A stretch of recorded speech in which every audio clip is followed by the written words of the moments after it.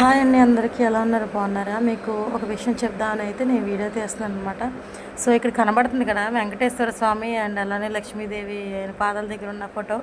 ఇది ఎవరో అయితే నేను ఇలా బయటికి వెళ్తున్నప్పుడు అలా కనబడింది అనమాట. ఎవరో తెలియదు కానీ అలాగ బయట పడేశారనమాట.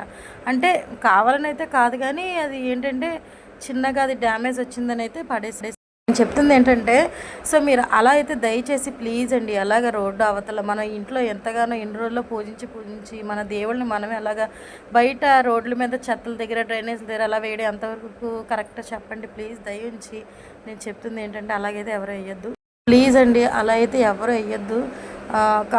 అంతకపోతే పారే నీళ్ళు అంటే సముద్రం, మీ దగ్గరలో సముద్రం ఉంటే సముద్రం, కాలువ ఉంటే కాలువ, లేదంటే నదులు ఉంటే నదులు, ఎక్కడో చోట అలా కలిపేయండి అంతేగాని ఇలా రోడ్ల చివరిలో అయితే అస్సలు పెట్టద్దండి ప్లీజ్.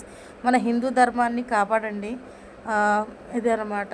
ఇదని కాదు, చాలా చోట్ల ఇలాగే చేస్తున్నారు. దయించి మీ అందరికీ చేతులు జోడించి చెప్తున్నాను, మన దేవుళ్ళని మనమే అవమానపరుచుకుంటే ఎంతవరకు కరెక్ట్ చెప్పండి. కాబట్టి ప్లీజ్ అండి, ఇలా అయితే ఎవరు చెయ్యొద్దు.